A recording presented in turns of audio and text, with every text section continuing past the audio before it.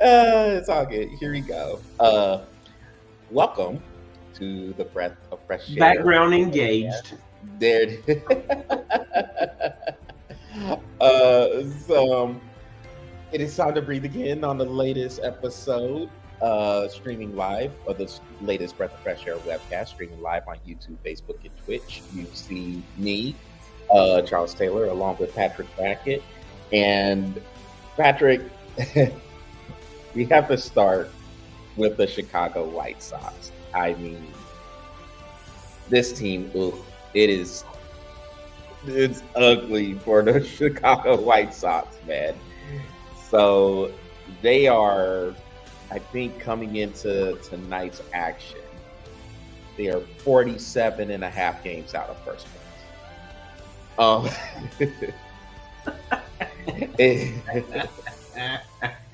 Yeah. 47 and a half games.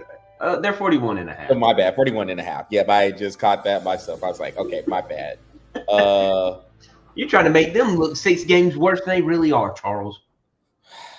27 and 88, Patrick. I mean, you can't. You did enough yourself. Like, that's one of those things. Is like, look, I shoot myself in the foot. I don't need anybody's help shooting myself in the foot, please.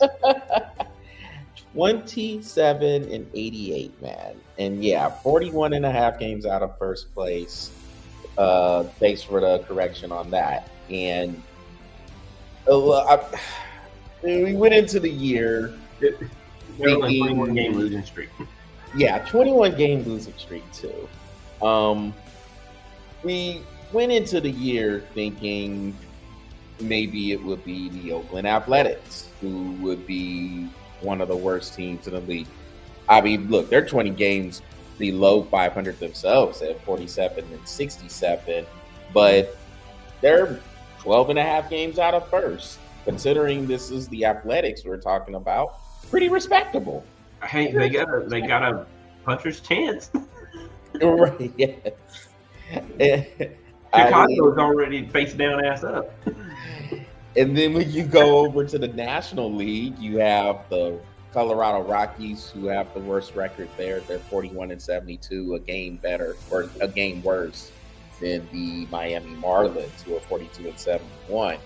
But I mean, this is bad. Like, this is looking historically bad for the White Sox. Now, I don't know what the record is for the worst record in baseball history or in Major League Baseball history, but looking it up now. Right, but I mean, they have 27 wins right now, Patrick, and I assume you would have to at least get above 40 wins to not have the worst record.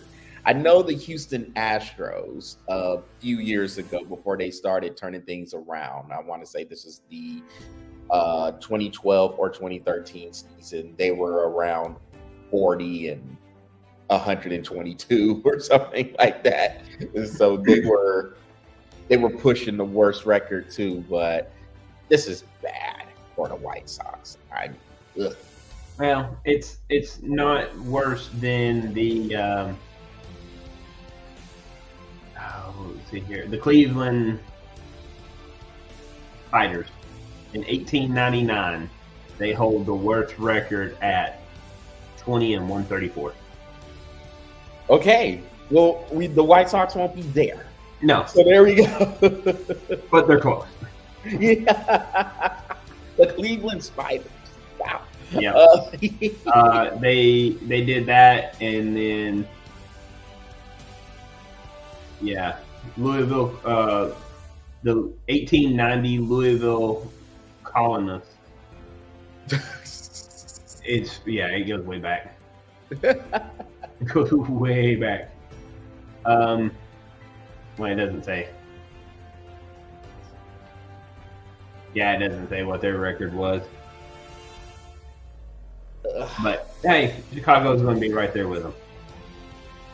I mean, yeah, if you're 23 and 113. That's what it was. All right. Well, at least the White Sox won't be all-time bad, I guess. But on the rate they're going, they'll be top 5. Yeah. And I mean, I'm wondering. I mean, look, I mean, we've seen bad teams. Obviously, you just pointed out a couple of them.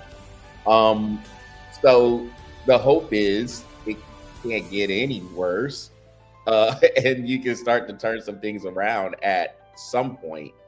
But do the White Sox have anything right now to hold their head up? I mean, is their farm system okay? Do they have young talent that they could build around? I mean, what is up with the White Sox? I don't think they have anything. I mean, I think they're struggling, and I think my internet is freaking acting up, dude. Yeah, it could be mine. I don't know. No, yours is fine. Mine's like acting crazy. Well, technical issues, I will be troubleshooting while we do this show. So I was gonna say, well, hey, the beauty of live streaming, getting it together here. I know normally when it comes to these things, if there is an issue with the internet, it's normally me. Apparently mine's pretty bad.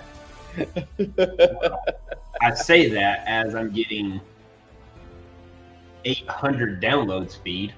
What the hell is that? So, I mean, I guess my internet's been running pretty good lately. So, I mean, I will take it. Though normally when there is some internet issues, it's this guy. It's not normally this guy, not the network engineer. I'm sitting here and then I have to make a disclaimer like, look, we had some horrible issues on my end, y'all. I'm sorry. I apologize. I have a big disclaimer this time. But I mean, it's bad, dude.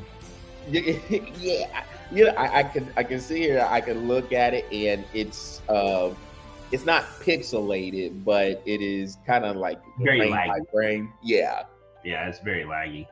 Yeah. So I don't know what's going on with it. Better act right or get smacked right. Your audio is on point. I don't know. Who knows at this point?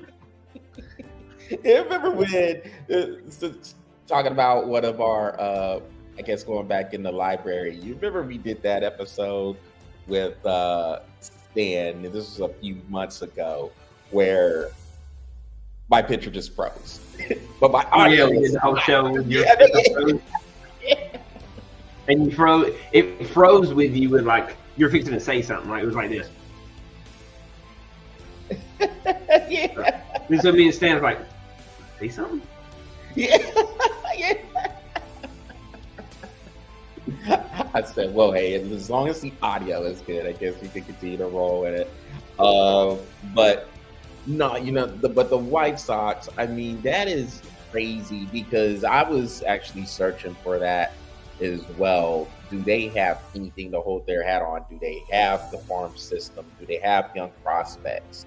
Do they have young talent? They decided not to trade at the deadline. What is the hope? And it's a pretty rough fall because it wasn't too long ago. Actually, it was probably 2 years ago where we could consider the White Sox a contender to at least win the AL Central. Obviously, that's not the case anymore, but it wasn't that long ago where they had some players that could compete there. Now, I mean, every team has clearly surpassed them now. The Guardians are good. Of course, they're in first place right now in that division.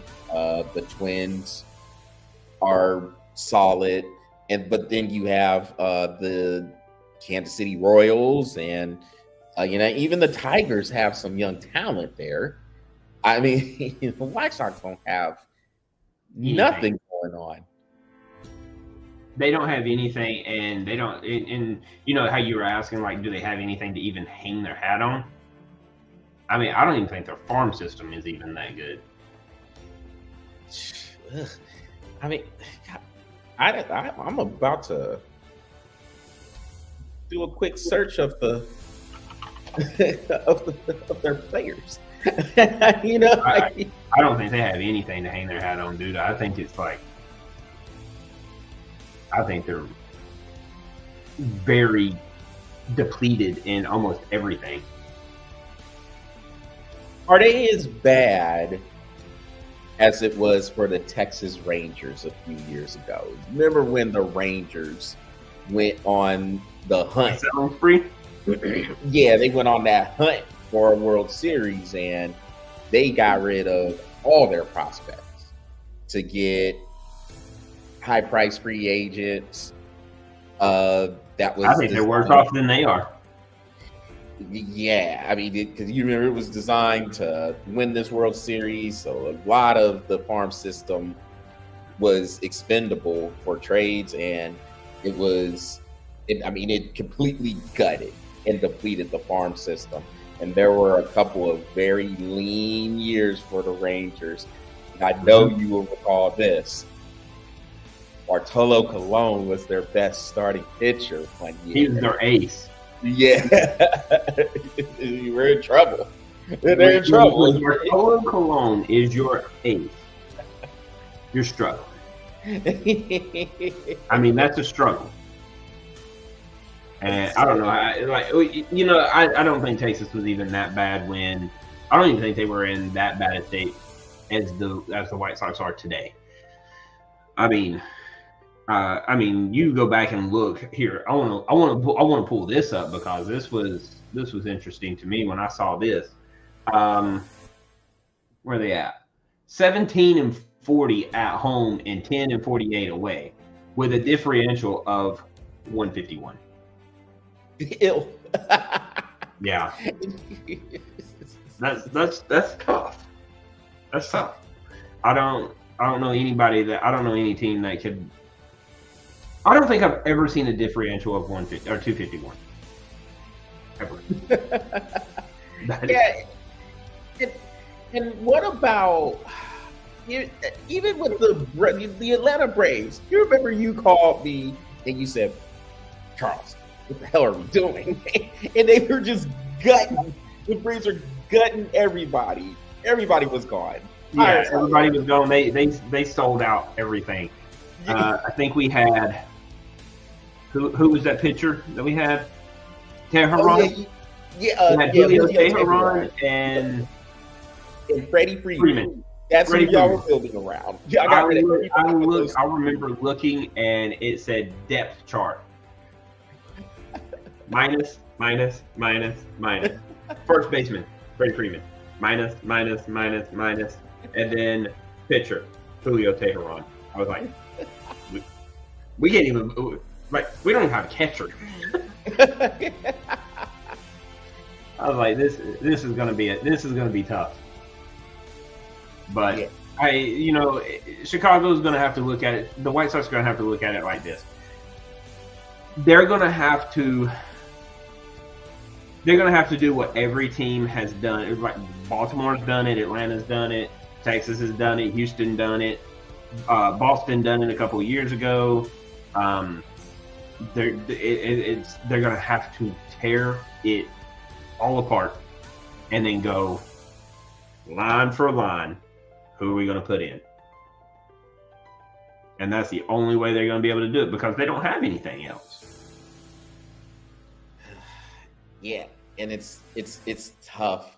Like you said, it's tough when you are a team and you face that reality of having to just gut everything you had and start over. But it is necessary sometimes. And if you are going to start over, start it over. I mean, don't mess around with it.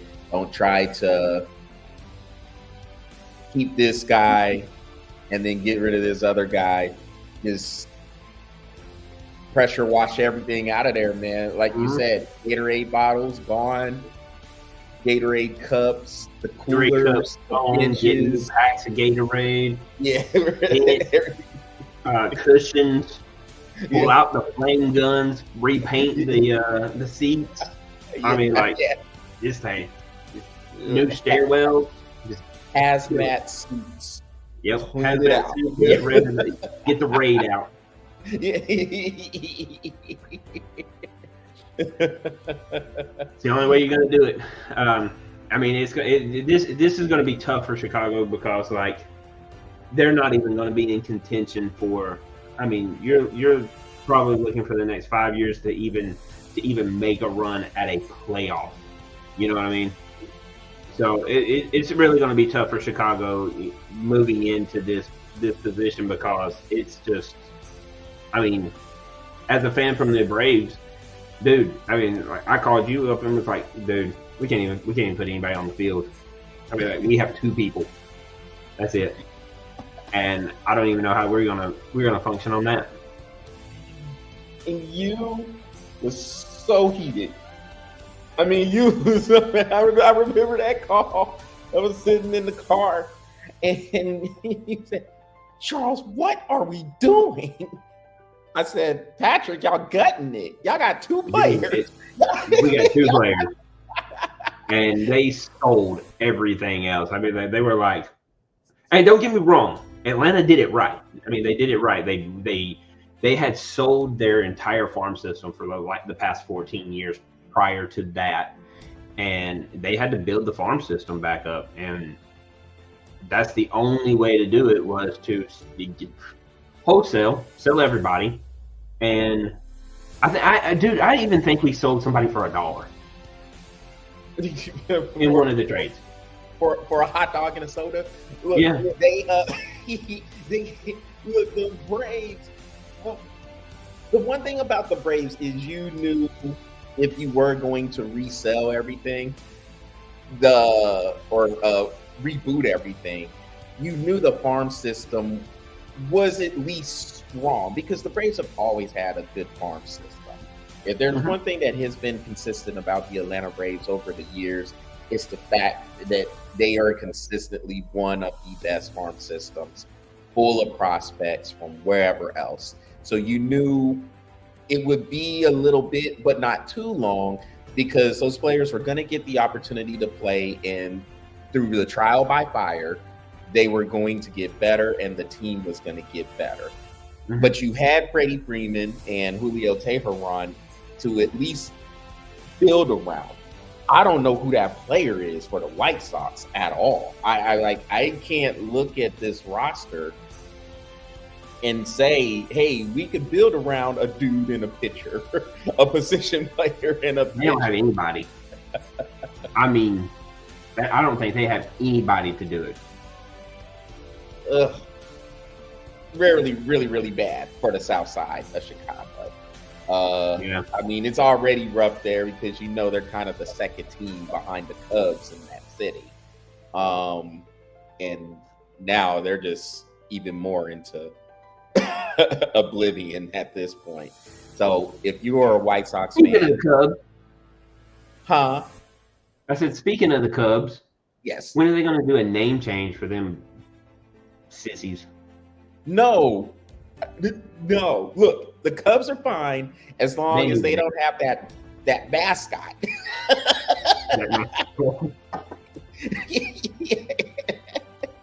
They're cool as long as they don't bring that back. Who's the best mascot ever? If y'all don't know what I'm talking about, just Google Clark the Cub. Yeah. Who's the best mascot ever? Yeah. Mr. Matt. Yo, I'm still rolling when ESPN blurted out his middle finger and he got 4 fingers. I know.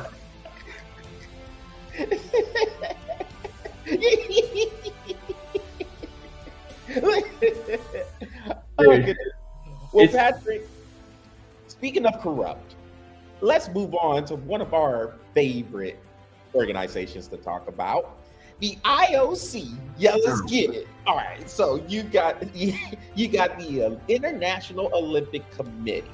Now, for anyone who has watched this show, y'all know our four most corrupt organizations there is in life. The IOC is one of them, along with the NCAA, FIFA, and the IRS. I'm gonna leave the IRS for short because when I mention the IRS, Patrick gets on a rant, so we're gonna move on. But every time, what can make me rant more than anything in the world? LeBron James, IRS, and there's like one more thing I can't think of it right. Anything the Atlanta Falcons do. I ran about the Atlanta Falcons just because they're the Atlanta Falcons and they're dumb. So with the IOC, so here's the story with them. Well, one of the stories with them. But as everybody knows, the Olympics are going on. I think they conclude this coming Sunday. Of course, it's in Paris, and they have plans to do their triathlon in the River Seine. Beautiful, landscape there, with how the river goes right there by the Eiffel Tower. For anyone who has been to Paris and have seen it on TV, then the river is world famous. But nobody could swim in this bad boy for 100 years, Patrick. 100 years. And now all of a sudden they can? Yeah, now all of a sudden we good? Are we good? It's straight. And the money's good. So now all of a sudden we can swim. IOC. And there's people getting sick. Now, we can't confirm that it came from one of these swims in the River Seine, but I think it would be a reasonable conclusion that is probably what happened if we were to do our hypothesis. If we had to do our educated guess. And you had a Belgium participant. He pulled out because he got sick from swimming in there. Well, okay, sorry. I think we still can't confirm. Allegedly, Patrick. Allegedly. Anytime you say something like that, I'll say allegedly. Allegedly, yes. But yeah, I mean, the Belgium. Let's see. It was a Belgium Olympian mixed relay. He was in the mixed relay event, and yeah, it came down with a E. coli infection. Yuck. He said nobody. That might have came from the river, dude. Yeah, exactly. Because they're E. coli. And okay. I mean, there have been allegedly. There have been. I mean, leading up to the Olympics, this was an issue. This was something they were trying to clean up, and then it rained, and then when it rained, it just backed up the sewage systems that go into the river. And I mean, there's a reason why people were not allowed to swim in here for the last 100 years. And now all of a sudden, like you said, here comes the Olympics. Oh, it's good. And then there was an issue because of the rain where they weren't sure. They were literally saying, we don't know if we can do the triathlon because the river's it's not safe right now. But we think we could get it on schedule, and we're just going to go ahead and then just let them swim. And then all of a sudden, here comes these tests that say, yeah, it's good. And I'm thinking to myself, this is bro. Did you watch the triathlon? Huh? Did you watch the triathlon? I watched a little bit of it. That water was brown. Yeah, dude, like that water was not clear. I mean, like Dookie Brown. To me, and to me, if you're the IOC or anybody associated with the Olympics and this plan to go on with this event, how are there not any backup plans? You knew years ago you were coming to Paris in 2024. How is there not a backup plan? How is there not something that says, well, maybe we could move them over here. We could do the triathlon over here. Shoot, they got the surfers over in Tahiti, man. They're 10,000 miles away from Paris. Yeah. You can't tell me. You can't tell me you didn't have some sort of a backup plan for this. But apparently not. And then really what it turned into is E. coli be down. Yeah. You know, boo boo be down.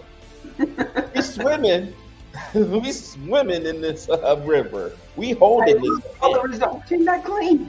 Since Since when? It's been 100 years. It's been dirty, and it's now all of a sudden clean. Thanks, IOC. And it goes back to what we've been talking about with a lot of these sports in previous episodes from weeks ago. The just the price and the money that goes into this, that they're not really trying to do anything that's going to endanger that money stream.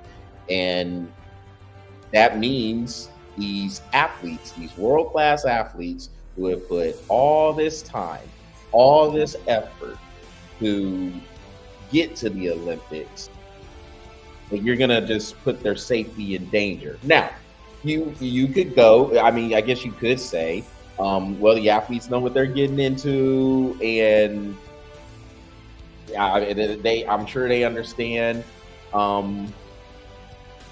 what the river could be in there. I mean, if you haven't been able to swim in there for 100 years, I mean, there's no telling what could wash up and what could swim through there. But you want to do what you can to participate and get that gold medal for your country. There's a lot of country pride, of course, but I don't put that on the athletes as much as I do on the committees and the people who are planning that out. Like, you knew long time ago this bad boy was coming to Paris, and what were you doing to try to make sure the river was good if you really wanted to hold this event? And if you couldn't do it because of those E. coli levels or bacterial levels, what were you doing to find a backup plan? And there wasn't anything. Like, what I heard was if they couldn't swim in the river, they were just going to substitute another running event for it. They were going to do what? They were going to substitute another running event. Basically, it was going to be more like double running, more or less. Nobody can do that. Yeah. They trained for 4 years, or 3.5. They trained for 3.5 years to be able to swim, run, and bike. And then all of a sudden, you're just going to take swimming out, make them run, half bike, half run. Come on. IOC is just, I mean, sham. They're sham. They're sham. I mean, this is why they are one of the most corrupt organizations in all of sports, all of sports, all of life. You know, it's just like that's a damn shame, man. And if these athletes are getting sick, I mean, I seriously doubt this will be the only case. I think there will be a good amount more cases that are coming out of these triathletes getting sick, falling ill from swimming in the river, allegedly. Oh. And it's sad to me, man. The price the links people will go to just to make sure they don't lose their piece of the pie. It's sad to me. I mean, putting these people in these kind of situations to do it, it sucks. I haven't been a huge fan of, well, we've never been a huge fan of the IOC for years. But I will say this. I will say this. I do have to give a shout out to Paris for this. This Olympic Games has been the most entertaining one to watch in years. I mean, just the people they have involved in it have done really well. Some of them, not all of them, but they've done really well. They've got really good sceneries. They've put these places in just phenomenal, or they put these events in phenomenal places. So you got to give them a lot of credit for that. And then shout out to all these athletes, man. These athletes are bringing it this year. It's like every time I turn on track and field, there's a new world record or a new Olympic record. You know what I mean? And what's his name? Noah Lyles? Yep. That dude is fast. He found another year in that. Blazing fast. What's that? He found another year. He found another 5 or 6 years. Yeah. I mean, just absolutely blazing fast. I mean, credit to him, credit to his coach, credit to his family to really dedicate his life into running. But man, let me tell you, minus the men's 100, it hasn't even been close for anybody that races that man. Not even close. And he even took down, like even in that 100, he took down, I can't think of his name, Johnson, I think was his name. Ran the 932. He ended up running it in like 931, or was it the 200? So that's the 200. So I think the 100 was 97 something. 979. That's what it was. And then he ran the 200 in 1931. That is crazy fast. And that record stood for America for 20 years. Well, so that record got broken because that was Usain Bolt's record. No. Usain Bolt has the record. I'm saying the fastest American to ever run it. Oh, fastest American. Okay, gotcha. Yeah, I think his last name was Johnson. Yeah, it was Michael Johnson.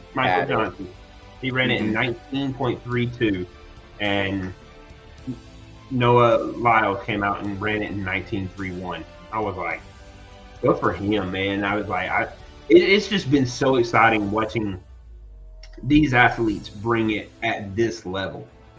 I mean, and I was, I talked to a lot of people, and they're like, oh, he ran 100 meters and 9.7. I was like, and they're just like, oh, that seems like another day at the office. And I'm like, do you realize how far 100 meters are? Yeah, right. Yeah. That's 110 yards, bro. And he ran it in 9.7. I've done some 100-meter races back in my day. Like when I was young. Yeah. That is not a short distance, and you're booking it, man. I mean, and they're not even winded. No, right? Yeah.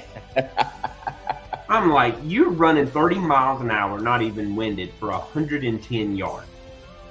Like, and this is where I have to like put it into perspective because, like, remember that year I went and tried out? I had that MLB tryout, and I had to run a 60 for them, and I ran a 60 in 7 flat. 2 seconds later, they're running 50 more yards. That's like, you don't realize how fast that is. That is 10 yards per second. I mean, that is, because they were flying, and that, for those who did see that race, I got to see the race live. Fortunately, I got to see that race live, and I mean, that was a close race. I mean, all 8 of those guys were there. They were all under 10 seconds. Yeah, I mean, that was a very good race. And the lean, man, the shoulder lean, God allows that goal. That won by 5,000ths of a second. I mean, dude, I just to me, man, like it's gonna be hard to beat these Olympics because, like I said, what Paris has done, what they built, what they've put together for these Olympics, and what these athletes are bringing to the table this year. I mean, this has been such a phenomenal Olympics to watch. I mean, and that's not even just the track and field. Remember Ledecky? Swimming. She won her event. This is her 4th year in a row winning it. And on top of that, she owns the top 5 records of the fastest 800 meters. So she owns 5 of the top 5 records of the fastest 800 meter swim. And she broke her record to get 3.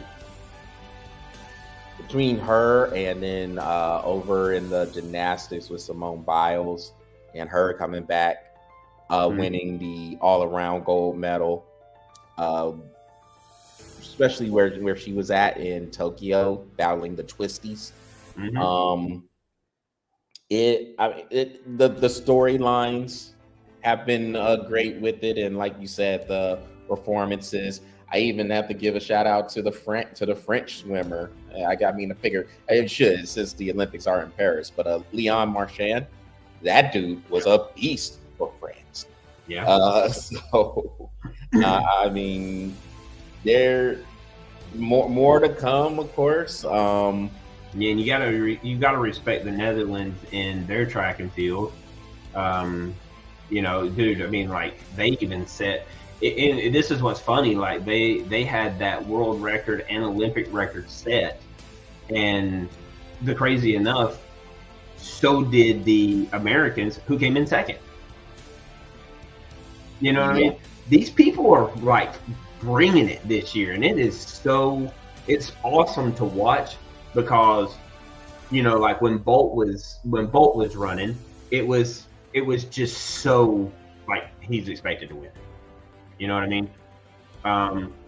Or even how about the kid from Norway? I can't think of his name, but the kid from Norway who won the decathlon. You know what I mean? And he's only 22. And that's mostly that, the decathlon has always been like a huge older people win that. You know what I mean? And then you get over to javelin where that one guy threw it like 80 yards. You know what I mean? I mean, like literally threw the crap out of it. The long jump got beat this year, a world record and Olympic record. The pole vault got smashed by that guy from Sweden. I mean, smashed. So Patrick, yeah. Yes, I saw the TikTok. We don't have to really discuss it. Okay. And if y'all, hey, look, if nobody's seen it, go and look at the TikTok. The guy's Olympic career ended and his porn career just started. Yeah. Because I'm gonna tell you, he's there. there. Some of the tweets. I've seen one who said, "Someone tell me how to set up my dating account to date specifically him." And I was rolling. Dude, I saw one said, he goes, and this is why I'm gonna be very I'm gonna say it word for word. He goes, and this is why I keep my penis as small as possible. So that he goes, this is why I keep my penis as small as possible because of God, what did he say, dude? It was funny as crap. I wish I should have recorded, like, wrote his name down and gave him a shout out because it was pretty funny. But I mean, like, dude, some of those comments were like hilarious. I had to read it. But anyway, even with the men's basketball, the women's My soccer. bad. Mind in the gutter. Sorry. Yeah, look, I'll transition us out. No problem. Okay. But I mean, even with the soccer, the men's basketball, all of that stuff, it's been a great Olympics to watch, man. It really has.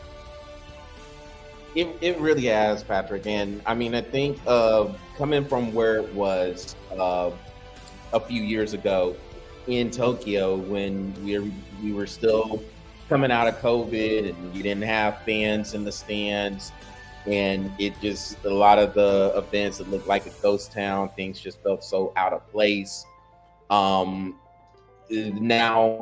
with these happening in Paris in 2024, I just echo everything you said. It really, it's the reminder of sports being that unifier, and people from all over the world can come together in one place to compete against each other, and then you make a few friends along the way, and maybe you take home a gold medal or two also. But this has been a really, really fun game to watch. I mean, I've outside of Saturday, when I was out sightseeing, I went to a museum on Saturday. I've been able to catch just some sort of Olympic viewing in every single one of these days, and it's been fun to watch. No, it really doesn't matter the sport. It's just been fun. Yeah, I mean, and minus, I guess, really minus the men's basketball really being dominant. And don't get me wrong, like, they're not. These other countries have plenty of people that can compete. I mean, look at Canada. I think Canada is bringing a full list of NBA stars themselves. You know what I mean? So South Sudan has tons of NBA players. Or France, Spain, Germany. So I mean, honestly, it still kind of looks like USA is still kind of the dominant in that sport. But as much as they're dominant, our men's soccer is not. You know what I mean? So I don't know. It's been very interesting, and to me, I don't think America is as dominant as it had used to be, or what people may have thought it used to be. You know what I mean? These other countries are coming, and they are bringing the best. And when I tell you bringing the best, watching that men's 100 let me know that every country is striving to be the best country when it comes to these Olympics. So next year, I mean, I don't know if it'll be as good next year, because with all these world records, Olympic records, all of these things that's being set today in these Olympics, man, that's going to be hard. That's a hard ask to have that be better. And I think the next Olympics are in Mexico, I think. No, man. So in 4 years, it will actually be in Los Angeles. Oh, Los Angeles. So, 2028. 2028, Los Angeles has to. They're gonna. I mean, America's gonna represent. We're gonna do what we can do, but man, these Paris Olympics are going to. They set the bar to another level. So shout out to Paris for doing that, and shout out to these athletes to deliver the way they've been delivering. It's been awesome to watch. Well, all right, Patrick, let's transition into this topic about college football. So this might have slipped through with everything that was going on in the Olympics, and some of the baseball that was going on through the All-Star break. Of course, the NFL is starting up. But here's something in the SEC. And as you know, me being a Texas fan, we call ourselves UT, University of Texas. Well, so does Tennessee. University of Tennessee. I have not thought about that. And the SEC decided that Tennessee would have they would be the ones who would go by UT. So we in Texas, we got to go by Tex, TEX. And I know, look, I know there's a lot of people down in Austin who were upset about it, who was saying, no, we're the real UT. We're the real UT. You know what? We're not in this case. Tennessee they have seniority in this case. They've been in the SEC, and they deserve the name. They deserve to be called UT, and that's fine. We have to come in there and show why we're the real UT. I'm cool with that. I don't have a problem with it at all. I mean, that to me, that's just as crazy as not allowing the horns down, which is very universal in college sports. Here's the thing. But the SEC will allow it at least. At least they will allow the horns down, and I'm glad they will, because I mean I think it adds to the. It adds to the rivalry. I mean, literally, let's take the horns away from that Arkansas-Texas game and see what happens. Well, Arkansas is going to take the fine. Yeah, because they're gonna horns down all day, every day. And you will tell them, hey, it's illegal, and you will go to jail, and they will go. Yeah. Yeah. It's Arkansas. Come on, dude. And they're reviving a rivalry that was that's so long ago. And you know, even you pointed it out to me. I didn't even think nothing about it until, a couple of years ago when we started talking about it. But that whole SEC chant came from a game that they have not played against each other in such a long time. You know what I mean? And so when Arkansas was going to the SEC, their last game in basketball, it was the old Southwest Conference. Yeah. And they won that tournament in their final year in the conference, and that's where the SEC chant started. Yep. So to revive that and take away the horns down, it's just a slap in. Honestly, I mean, as much as it is a thing against Texas, it's also a thing that everybody has known that this is what it is. You know what I mean? That's hard to explain. You can't take something like that away, not from the other teams, because it does build rivalries. That's like taking the Gator Chomp away. Yeah, exactly. You know what I mean? And or like when you go to a Georgia game and saying that you can't do what Georgia does on every kickoff.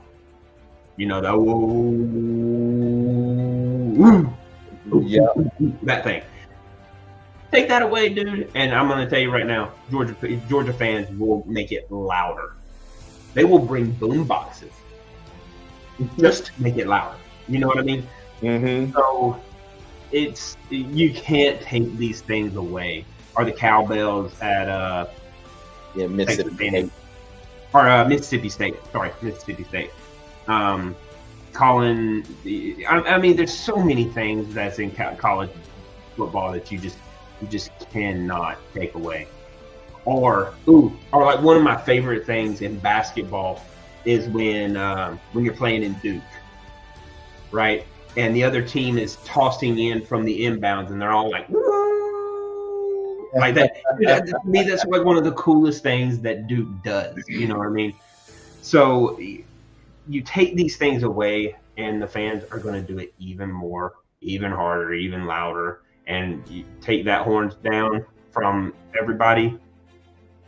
I mean, then you'll be calling me saying the same thing you did last year. Be like, look, dude, Maryland's not even playing us, and they're still horns down. I literally saw it at a Maryland Michigan game. Yeah, yeah. We're not, I don't understand. We're nowhere in the state. You're not even in the state. You're in Michigan. And the guy's still going. Yeah. I said, what is going on? Why are we getting horns down? I know we're not light, but my goodness, But we can't be that hated. Jeez. Man, look, and I'm also gonna say this about Tennessee, Patrick. I don't know if I ever told you this, but me being a raised Texan, I can never have hate for Tennessee. And the reason why I can never have hate for Tennessee is because they had a few of their dudes come down and help us fight for our independence. Okay. Literally. Look, dude, Davy Crockett and them. Yeah. And so they came down, they fought in the Alamo, and if y'all want a quick history lesson, go ahead, look it up. Davy Crockett's name is in there. And he had a crew that came down there to fight in the Alamo. And it helped kind of pave the way for us to get independence from Mexico later on. And hence, that's why Tennessee, part of the reason why Tennessee is called the volunteer state. And so that's why I could never have hate for Tennessee. As a matter of fact, Patrick, I would put Tennessee behind Georgia for my favorite Southern state. Oh, okay. Okay. So I hate Tennessee 1 week out of the year. Yeah. And now that Texas is in there, I'm going to hate Texas 1 week out of the year. Yeah. Yeah. If I'm not in Texas, then yes, Georgia's number one, Tennessee's number two, and I'd probably say Mississippi is number three. Because I have a lot of family, as you know, in Mississippi. Yeah. And I don't really hate a Southern state. I don't. I mean, like South Carolina's cool. North Carolina, the Carolinas are cool. Tennessee's cool. Bama's cool. Florida's cool. Louisiana's all right. Y'all need to fix y'all roads, but y'all are okay. Yeah. Y'all got delicious food. I'll give you that in Louisiana. Arkansas, Arkansas is cool, and even Oklahoma is cool. The state is cool. Can't stand the Sooners, but the state is cool. And so it's gonna be fun, man. I mean, we're gonna talk about it. I mean, goodness gracious, Patrick. I think so. Today's the 6th. We are 3 weeks away from our college football preview show. Start the countdown. 3 weeks away, man. We're gonna do this bad boy August 27th, and dude, I can't wait. Dude, this year is going to be. It's going to be interesting with all the new moves that, not just NIL stuff. I'm talking like schools moving conferences, and there has been a lot of them. And dude, I still ain't even got like all the conferences down now. I'm going to have to figure that out. You know what I mean? So it's going to be it's going to be a wild ride. And then on top of that, you got 12 teams going into the playoffs. Whew. I mean, there's a lot of changes that college football has made. And, like you said, we're going to dive into it and give our opinions on it in the next couple of weeks. But it's going to be an interesting year. And, I've been watching some of these people and what they kind of rate some of these teams. And some of it I agree, some of it I don't. But it's going to be a ride. It's going to be crazy on how these teams are going to be playing each other.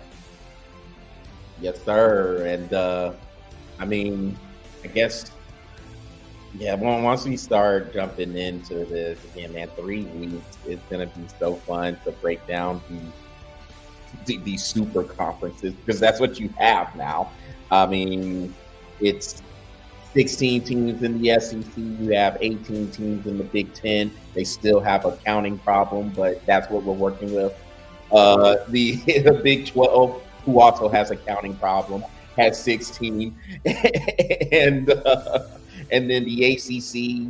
I don't know how, man. I think I they don't have even know why they call themselves the ACC anymore. I think they have a they wording have issue. two. They have two. Is it California and Stanford are in the ACC now. That's which insane. Which doesn't even make sense anymore. You know what I No. mean? So like they should be, instead of the ACC, they should be just like universal Coast to coast. coast to coast Coast to conference. coast. So UCC, the UCCC Yeah. 3. So the UC 3 16. I don't even know how to. I don't know. I don't even know what you even call that. The coast to coast conference, the CCC. That's what we call it. You know what? There we go. Bro, breath of fresh air has just now moved the ACC to the CCC. Go to the CCC.